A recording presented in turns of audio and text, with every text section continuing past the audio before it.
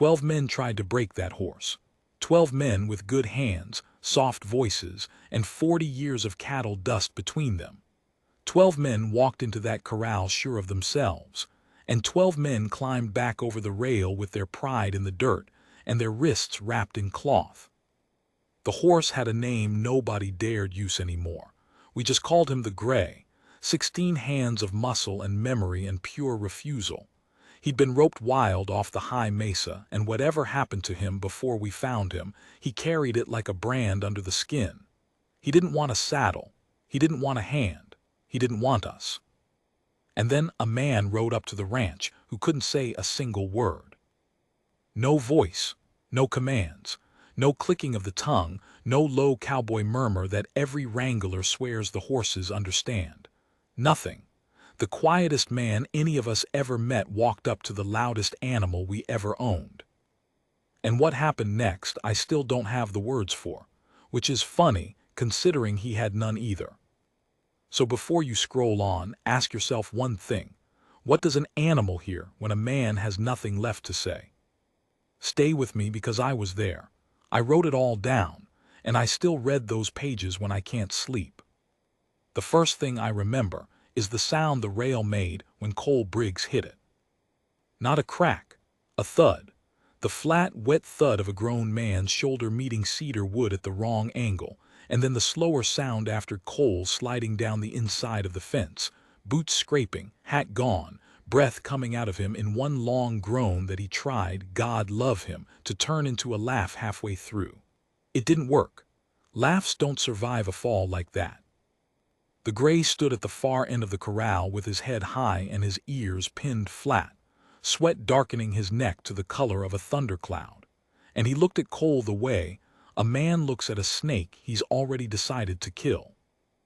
I had my notebook out. I want to be honest about that because I think it's the kind of detail that tells you who I am better than anything else could. A man just got thrown hard enough to lose his hat and maybe a rib, and the first thing I did, the very first thing, was lick my thumb and turn to a clean page and write Briggs, 4 min, 11 sec. Same as the others. Worse landing. My name's Wendell Cobb. Folks call me Wendy, which I've hated since I was 9 and stopped fighting around 40. I keep a tally book, always have. My daddy said a ranch only knows what it knows because somebody bothered to write it down, and I took that further than he ever meant me to. I write down weather and births and deaths and what we paid for grain and which of the boys is lying about how much he drank. It's a quirk. It's an affliction. My late wife called it talking to paper because it never argues back. And she wasn't wrong, and I miss her arguing. So the tally book says it plain, 12 men, 12 failures, and I've got the times for all of them because I'm the kind of fool who counts. It started in the spring. We'd lost 2 horses to a wire cut and a colic, and we were short for the season. So when word came that the BLM had a holding pen full of Mustangs gathered off the Mesa country, 3 of us drove the trailer out and bid on what we could afford. Most of them were fine animals, wary, sure, but the kind of wary that softens with grain and patience. We brought back 5. 4 of them are working cattle right now, this season, good as any horse I've raised from a foal. The 5th was the Gray. I knew the minute we backed him off the trailer that we'd made a mistake, and I knew it the way you know a storm by the smell of the air before the first cloud shows. He came off backward, refusing the ramp, and when his hooves hit our dirt he wheeled and slammed himself into the loading chute hard enough to split a board, and he kept slamming until the board gave and his shoulder was bleeding and he stood there breathing like a bellows with that blood running down his leg, daring us. Come on then. Come and try. That one's gonna kill somebody, said my foreman Tom Rays, and Tom doesn't say things like that. Tom's the steadiest man I know. He buried his own brother without weeping where the men could see and went back to work the same afternoon, and I have never once heard him exaggerate a danger. So when Tom says that one's gonna kill somebody, I write it in the book and I underline it, and I think about it at night. But I didn't send the Gray back. I want to be honest about that too, because it's the part I'm least proud of and the part that matters most. I should have sent him back. The humane thing, the smart thing, the thing my wife would have told me, was to call the BLM and say this one's not for us, and let him go to someone with a proper round pen and the years to spare, or let him go back to whatever wild country made him this way. I didn't. Because somewhere down in the part of me that I don't write in any tally book, I looked at that animal bleeding and furious and beautiful and unbroken, and I felt something I hadn't felt since I was a young man. I felt curious. And curiosity, my daddy used to say, is just pride that hasn't bit you yet. So we tried. That's a polite word for what we did over the next 2 months, tried, and I'll use it because the other words are uglier and most of them belong to me. We did everything the books and the old men and the new young trainers off the internet all swear by. We gave him space. We gave him time. We fed him from a distance and crept the bucket closer day by day. We brought in Hank Pryor, who's gentled more horses than I've had hot dinners, and Hank lasted exactly 6 days before the gray put him in the dirt, and Hank sat there spitting blood and said, very calmly, "Wendy, I've been doing this 50 years, and that animal hates me personal." Then he packed his truck and left and didn't take our money, which is the most frightened I've ever seen Hank Pryor, the refusing of pay. We tried the loud way and the soft way. We tried the way where you wear them down with a rope and a round pen until they give you their eye, that join-up business, and the gray would not give anybody his eye. We tried just letting him be, 3 full weeks of letting him be, and at the end of 3 weeks he was exactly as wild as the first day and twice as canny, because now he knew our routines, knew which board was loose, knew which of the men flinched. 12 men. I'll list them in my head sometimes the way some folks count sheep. Pryor, Briggs, the Dunmore boys, both of them on the same bad afternoon.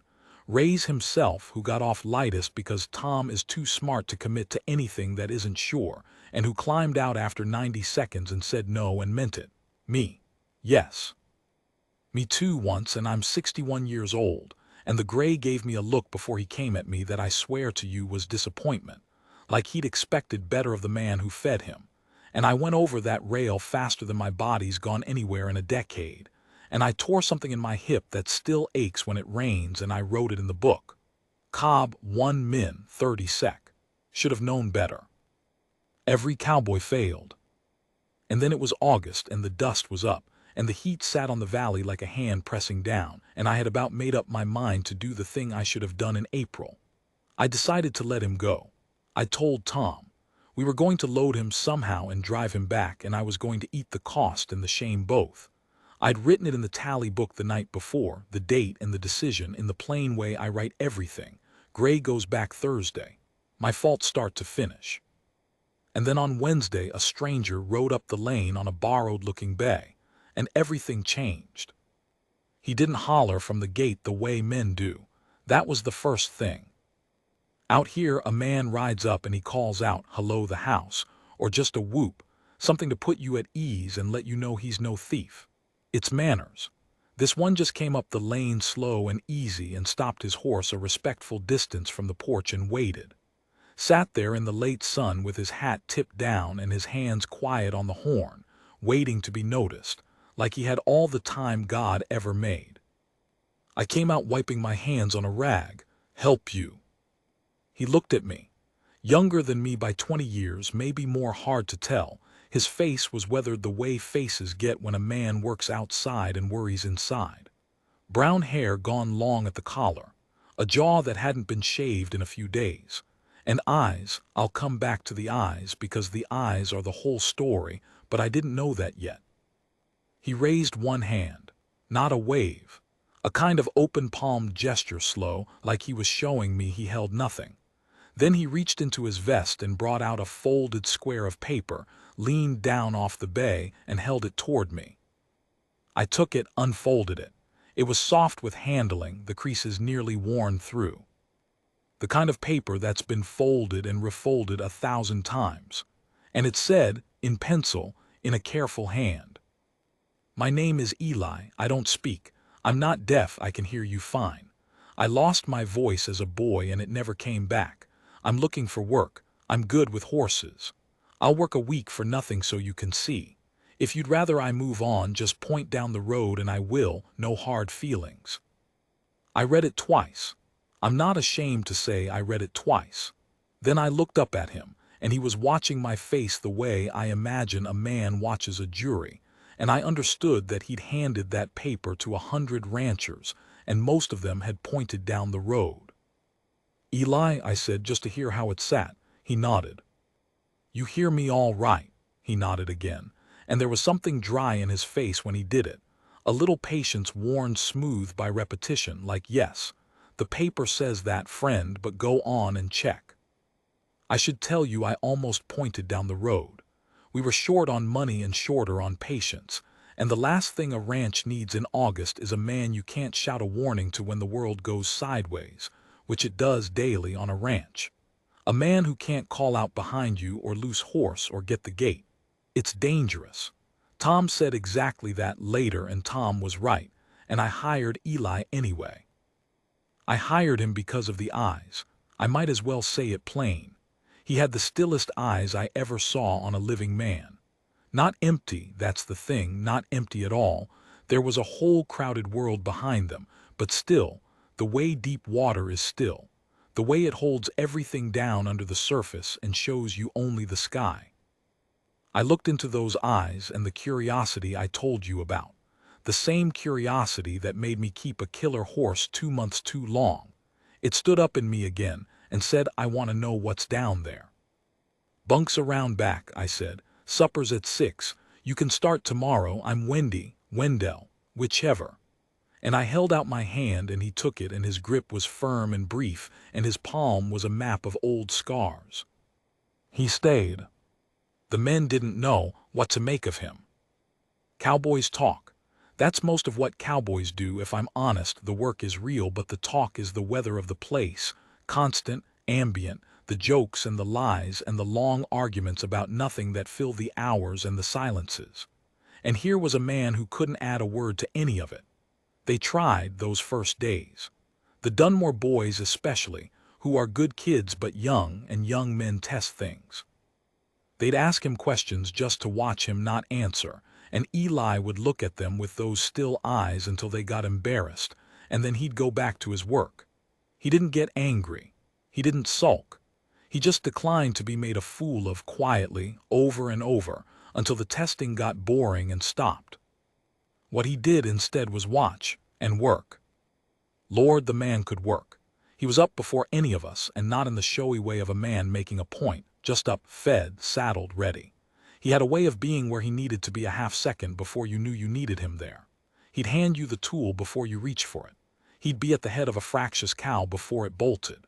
Tom noticed it before I did. Tom, who notices everything, and Tom came to me at the end of Eli's 3rd day and said, "That mute fella. He don't talk, so he listens, with his whole body. I never seen anything like it." And I wrote that down. Raise on Eli, day 3. He listens with his whole body. I underlined whole body, and I didn't yet know why it mattered, but my hand knew, the way my hand sometimes knows before I do. He kept a little book too. That's how I really took to him, I think, the morning I saw him sitting on the bunkhouse step with a stub of pencil and a notebook smaller than mine, more battered, writing something with his hat pushed back. We were the same animal, him and me. 2 men talking to paper because the world was too loud or too quiet for the things we carried. I never asked what he wrote. He never asked what I wrote. There's a kind of respect between people who both keep their words in a box. 3 days he was on the place before he ever went near the corral, where the gray stood his furious vigil. I watched him do it the first time from the porch with my coffee going cold. He didn't climb the rail. He didn't go to the gate. He walked up to the outside of the fence on the far side where the gray could see him, and he stopped a good 10 feet back from the boards, and he stood there. That's all, he stood there. The gray came at the fence the way he came at everything, head down, ears flat, a charge that would have sent any of us scrambling, and slammed his chest into the rails with a crash that rattled the whole structure and shook dust off the top board. A challenge, a get away from my country. Eli didn't move, didn't flinch, didn't even raise his hands. He just stood there with that deep-water stillness and let the gray slam the fence 3 feet in front of him, and when the horse wheeled away snorting, Eli stayed exactly where he was. 5 minutes. 10.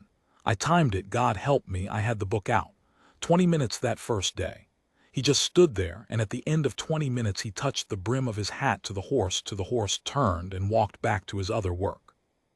I thought it was foolishness. I want that on the record. I thought, here's a man who can't talk, trying to outstubborn the most stubborn animal in 3 counties, and he's going to get himself killed, and I'll have hired it. I almost told him to leave the gray alone.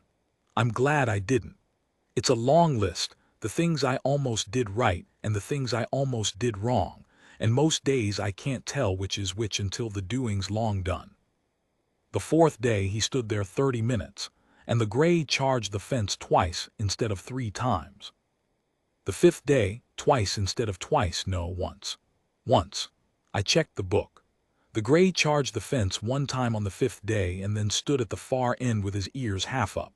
That's the part I underlined 3 times, ears half up, which on that horse was practically a love letter. And Eli stood there an hour and the 2 of them just looked at each other across 40 feet of dust like 2 men who have been in the same war and can't talk about it. On the 6th day, Eli brought a stool. He set it down outside the fence, 10 feet back same as always, and he sat.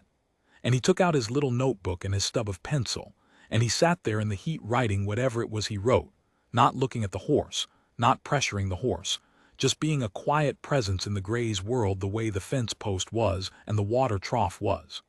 Part of the landscape. And the gray, who had spent 2 months treating every human being on the place as a threat to be destroyed, the gray came closer. Drifted closer the way a wild thing does, pretending it's about something else, pretending it just happens to be grazing in that direction, until he was standing maybe 15 feet from the man on the stool, and Eli never once looked up. I understood it then, or I started to. The thing Tom had said, he listens with his whole body, and the thing about the eyes, the deep water, and the thing the gray needed that none of us had been able to give him. Every one of us, all 12 men, we'd walked into that corral wanting something from him. We wanted to ride him, to break him, to win. And he could feel it. He could feel the want coming off us like heat off a stove. The want, and underneath it the impatience, and underneath that the fear. Because you can't help being a little afraid of an animal that's thrown 12 men, and a horse smells fear the way you smell rain. We came in talking, cooing, clicking, making all the soft cowboy noises that are really just a man telling a horse, let me, let me, let me. Eli wanted nothing. Or no, that's not right either. Eli wanted something. You could feel that he wanted something with his whole still self, but what he wanted wasn't from the horse. It was for the horse. I don't know how else to say it. He wanted the gray to be all right. He wanted it the way you want it for a person, with no condition on it, no and then you'll carry a saddle, no bargain. He just sat there day after day, broadcasting one single thing into that corral. No words because he had no words, just the thing itself, pure. The way only a man with no words left could send it. I'm not going to make you do anything. I'm just going to be here. And the gray, who'd been waiting his whole captured life for exactly one human being who wasn't taking, the gray believed him.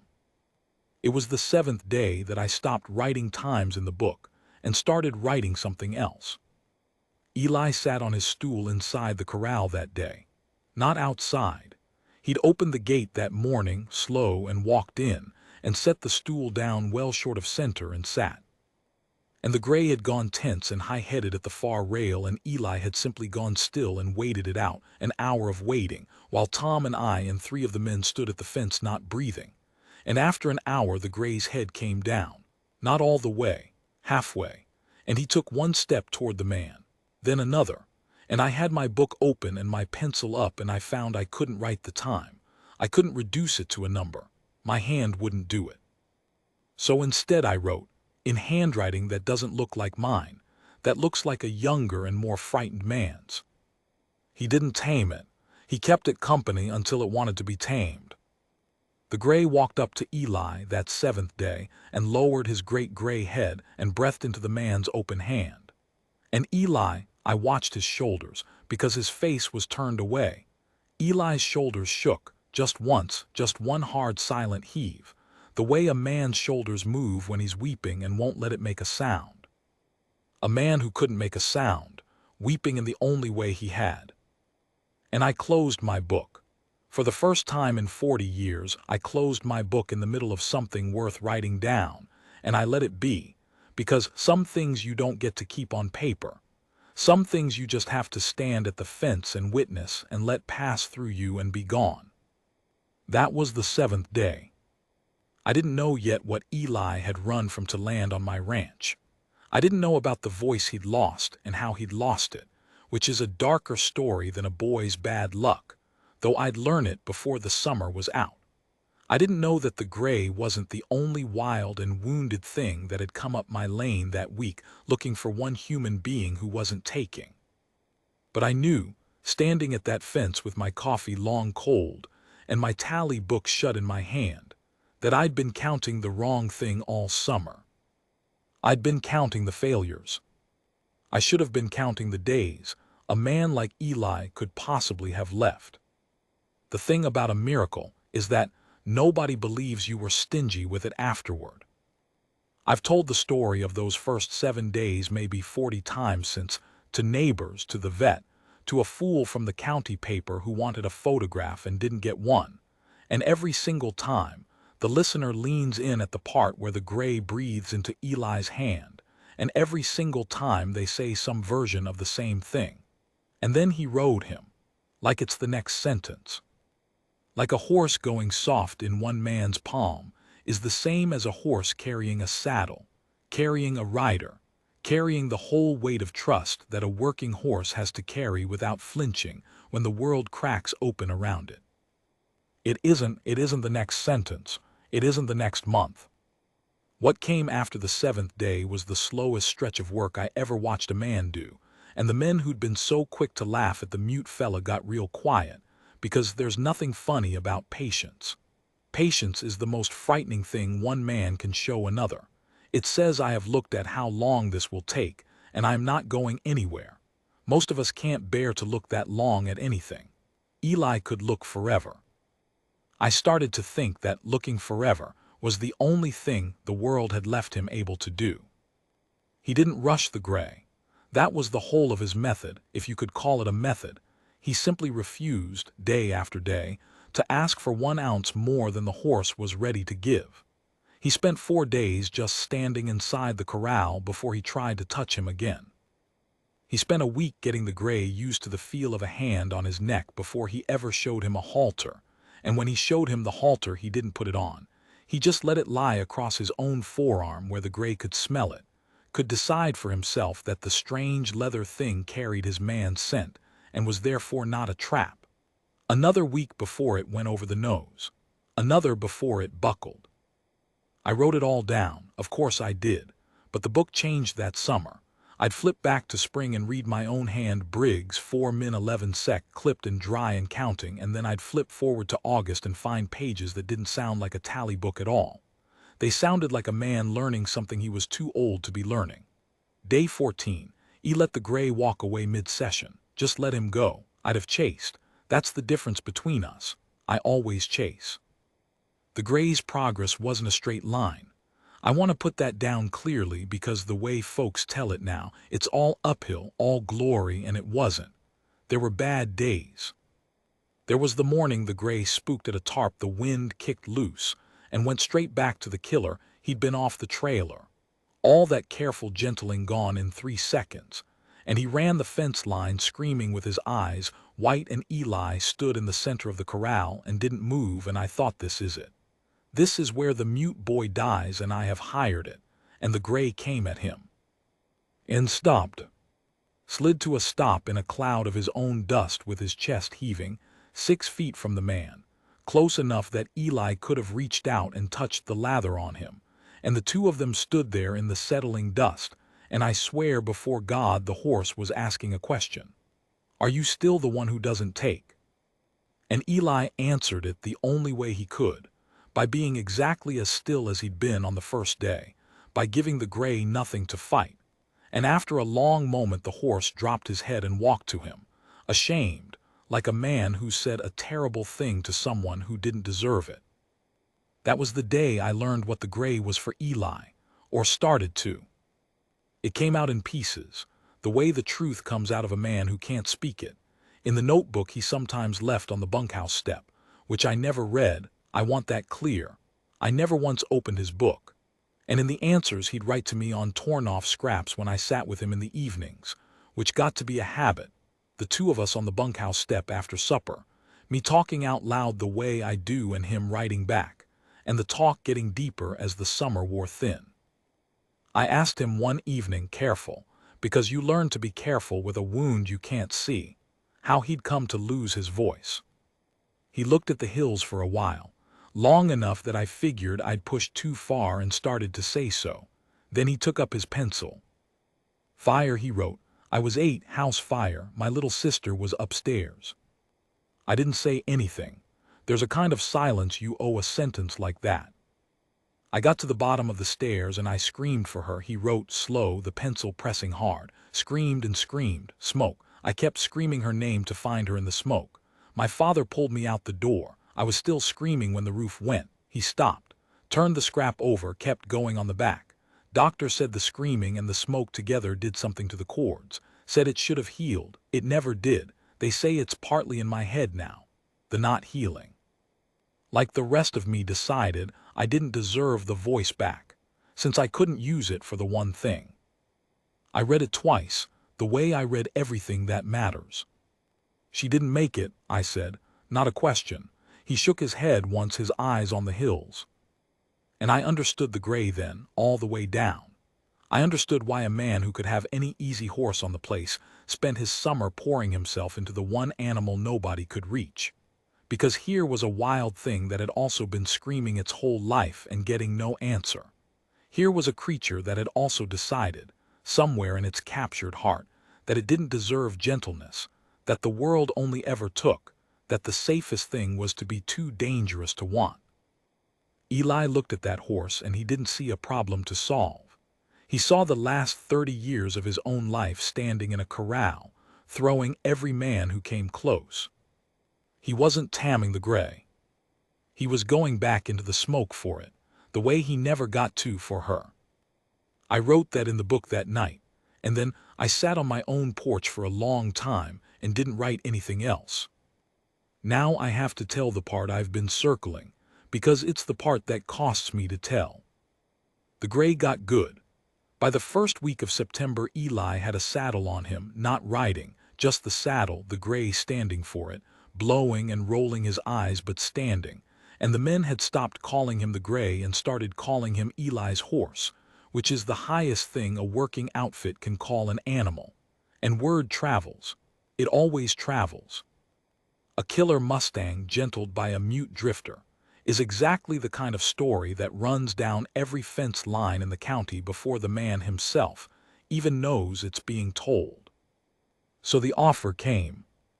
It came from a fellow named Garrett Voss, who runs a big operation 2 valleys over and buys and sells horseflesh the way other men trade cattle, and who had heard about a gray stallion that 12 men couldn't break and one couldn't speak had. Voss drove up my lane in a truck worth more than my barn and stood at the corral and watched Eli work the gray for half an hour with his arms folded and a buyer's flat look on his face, and then he named a number. I won't tell you the number. I'll tell you it was more than I clear in 2 good years.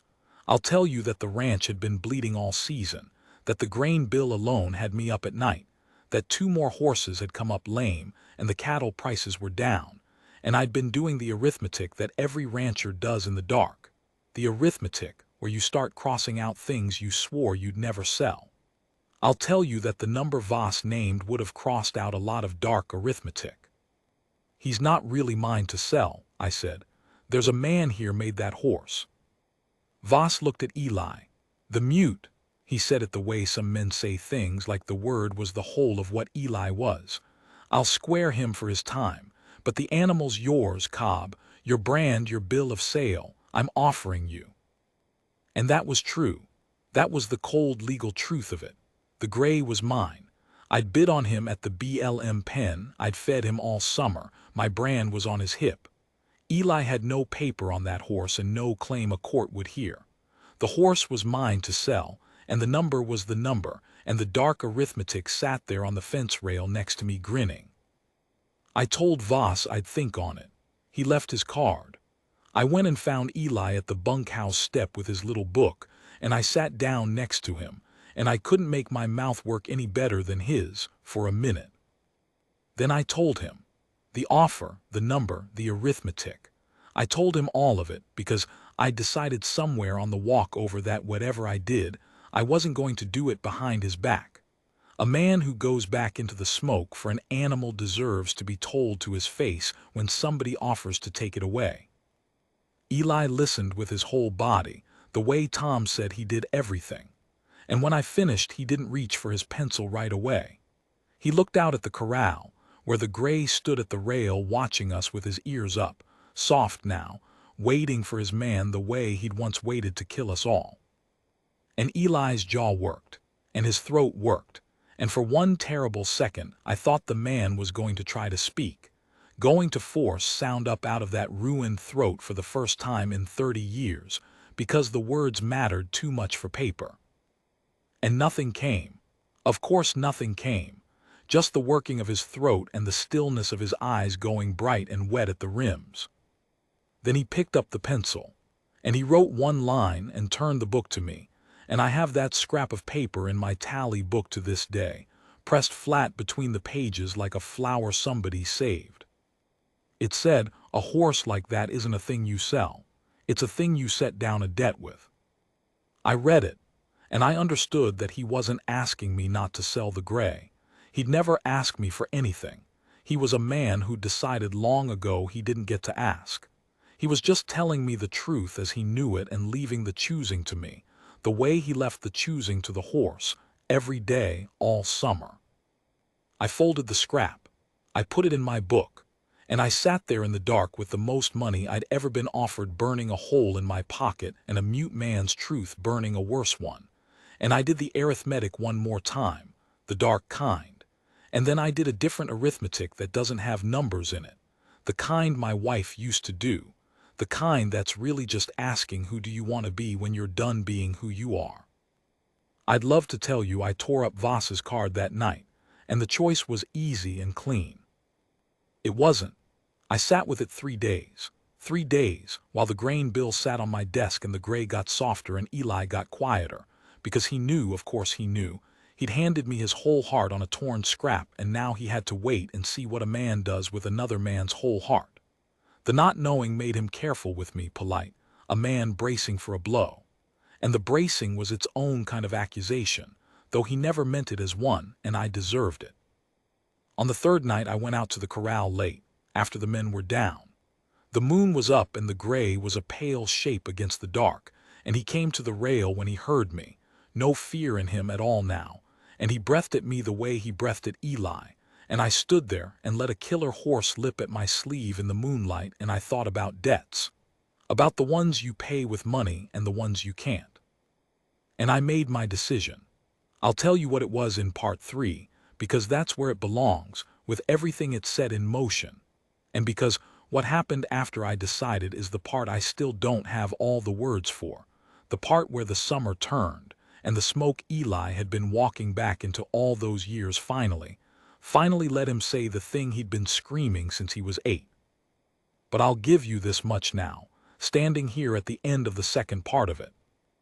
I went back inside that 3rd night and I took out my tally book, and under all the times and all the failures and all the careful notes of a careful summer, I wrote the decision down the way I write everything, plain, no flourish. And then, for the first time in the whole record, the first time in 40 years of counting, I added a line that wasn't a fact at all. Just a thing I hoped.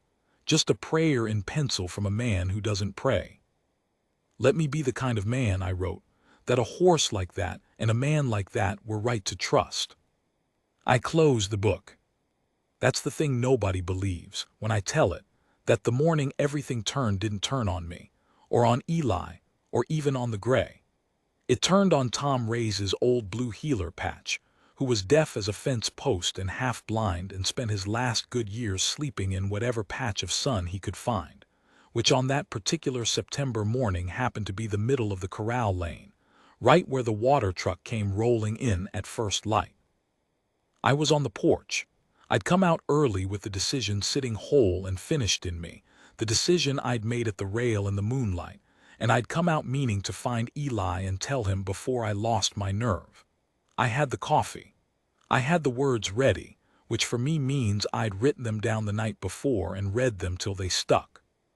And then I heard the truck, and I heard the engine pitch change as young Dunmore stood on the brake, and I heard the awful flat absence of a dog that can't hear a horn, and I came off that porch faster than my torn hip wanted me to, already knowing I'd be too slow.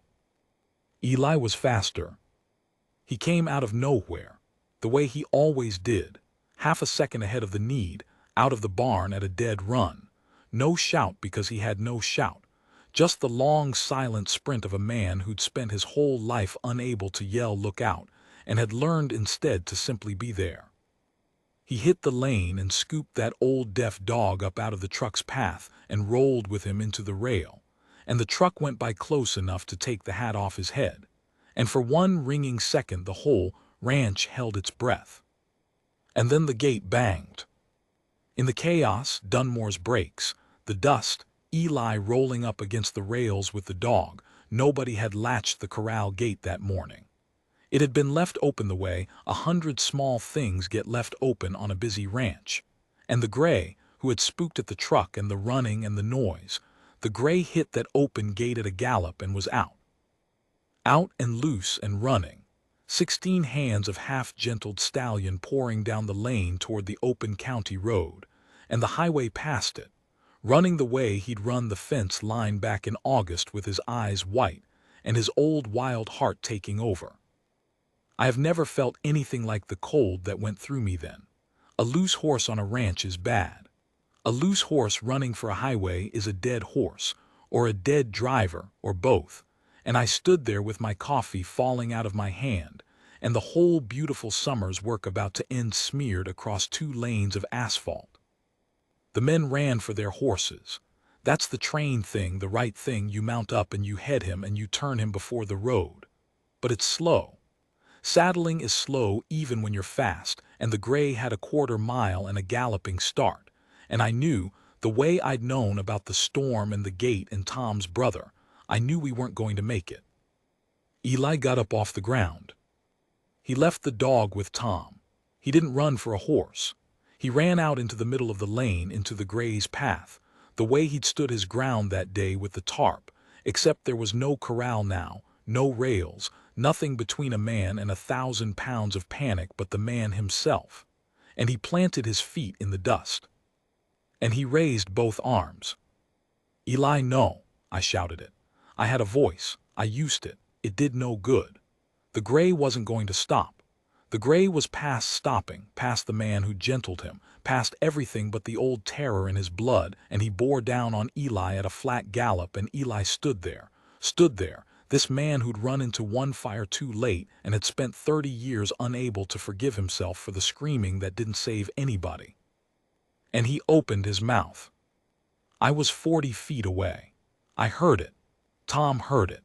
3 of the men heard it, and not one of us has ever been able to describe it right, because it wasn't a word and it wasn't a yell, and it wasn't anything a throat is supposed to be able to do after 30 years of silence. It was raw and broken and barely human, and it tore up out of him like something clawing its way out of a grave, and it cost him. You could see it cost him. His whole body convulsed with the effort of it. His face went white, but it came. A sound. The first sound that man had made since he was 8 years old, screaming his sister's name into the smoke. It wasn't even loud. That's the thing. It wasn't a thunderclap. It was a cracked, ruined, desperate scrap of a noise, the sound a man makes when he's pouring his entire life through the one ruined door he has left. And the gray heard it. The gray heard him, heard his man, heard the one human in the world who'd never once taken from him, make a sound of pure naked terror, and the horse broke stride, threw his head up. Slid, hooves locking, haunches dropping, that whole galloping mass of him fighting itself to a stop in a boiling cloud of dust. And he came down out of the gallop to a trot to a walk to a trembling halt with his nose not 2 feet from Eli's chest. Both of them shaking, both of them blowing, both of them. I don't have another word for it, and I've looked, both of them saved. Eli's legs went out from under him. He sat down hard in the dust, and the gray lowered that great gray head and pressed it against the man's chest, just pressed it there and held it, the way a horse will when it's done being afraid. And Eli wrapped both arms around the animal's face and put his forehead against him, and his shoulders started to move in that silent way, that one hard heave way, except this time it wasn't silent. This time the sounds came. Small, broken, terrible human sounds. 30 years of them. He knelt in the dust holding the head of a horse that 12 men couldn't break, and he wept out loud for the first time since he was a boy, and not one of us went to him. We just stood there and let it be. Some things you don't get to keep on paper, I told you that. Some things you just stand at the edge of and witness and let pass through you. I didn't write it down. I want you to know that. I had the book in my shirt pocket where it always is, and I never once reached for it. There are maybe 3 things in my whole life I chose to keep only in the soft, unreliable part of me instead of the safe pages, and that's one. I'd rather lose it slow to my own bad memory than have it sit there in pencil where it can't ever again surprise me. He didn't get his voice back. I should be honest about that because the way folks tell it, the man started talking that day and never stopped, and that's not true. That's a story people tell because they want the door that opens to stay open. It doesn't always. The voice came once that morning, torn loose by terror and love at the same instant, and then it went back down under the deep water where it lived. The vet who looked at him later, Eli let me take him, finally, said it was just what the doctors had always said. Partly in the body, partly in the mind. A door that had been locked so long the man had built his whole house around its being locked. But it could open. That was the thing. We knew now that it could. And there's a different kind of silence in a man who can't make a sound versus a man who's chosen to be quiet but knows the sound is there if the world ever needs it badly enough. Eli walked different after that morning, carried his head a half-inch higher, like a man who'd finally set something down. The debt, I suppose. The thing he wrote on the scrap that's still in my book. A horse like that isn't a thing you sell. It's a thing you set down a debt with. He went back into the smoke for that horse all summer, and on a dusty September morning the smoke finally let him scream, and this time, this once, the screaming saved something. I never sold the gray. I expect you knew that. I expect you knew it from the moonlight at the rail, the same way I knew the storm by the smell of the air. I called Garrett Voss and I told him the horse wasn't for sale at any number, and Voss said some hard things about ranchers who can't read their own ledgers, and he wasn't wrong, and I let him say them and hung up and felt lighter than I'd felt all year.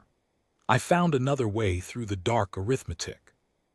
A man usually can, if he's decided who he wants to be before he opens the books. The decision I'd come out to tell Eli that morning, the one the dog interrupted, I never did get to say it out loud. By the time the dust settled, it didn't need saying. He knew. You spend a summer learning to talk to a man without words, and you stop needing the words for the things that matter most. That's the gift he left on this place, and the men carry it still, gentling the young stock with their hands quiet and their wanting turned down low. He stayed through the winter, worked the gray into the finest cow horse I've ever sat, and I sat him eventually, with Eli's leave and Eli's hand on the rein the first few times. An old man and a killer horse and a mute drifter all learning the same lesson at once, which is that the only things worth having are the things that come to you because they chose to. And then in the spring, the way drifters do, he moved on. I won't pretend that didn't take something out of me. I'd come to think of him as well. I had a son once. I don't talk about it. The tally book has a date in it from a long time ago and nothing written next to the date because there are no words for that one either. And a man who's lost what I've lost learns not to let the door open too wide. and Eli pried it open anyhow, quietly, the way he did everything. And then he rode off down the lane on that borrowed-looking bay and left it standing open behind him. He took the gray. Of course he took the gray. I gave him the bill of sale myself, signed it over for $1 so it'd be legal, and I watched the two of them go down the lane in the early light, the man who couldn't speak and the horse no one could break, the only two creatures I ever met who understood each other all the way down, and I stood on the porch the way I'd stood there the day he first rode up, and I didn't call out. You don't holler at the things you love when they leave. You let them go quiet, it's manners. He left his little notebook on the bunkhouse step. On purpose, I think. I never read it all summer and I didn't read it then. I just put it in the box where I keep the tally books, next to mine, 2 men's worth of words kept safe from a world too loud and too quiet for them. But there was a scrap tucked in the front, folded the way he folded things, soft from handling, and that one had my name on it, so I read that one. It said, "Wendy, you counted everything all summer. Count this too, 12 men failed and 1 man couldn't, and the difference was never the talking." And then a second line, smaller, like he'd added it at the door. "Some debts you set down, some you carry a little ways for somebody else." I don't know what he meant by the second line. I've turned it over 1,000 times. I think he knew about the date in my book with nothing written next to it. I think he'd guessed, the way he guessed everything, with his whole still body. I think he was telling me the door doesn't have to stay locked just because you built the house around it. I've started leaving the porch light on at night. No reason I can name. A man my age, alone on a ranch, leaving a light on like he's expecting somebody. The gray could find his way back if he ever wanted to. He knows the country now. And a horse like that isn't a thing you ever really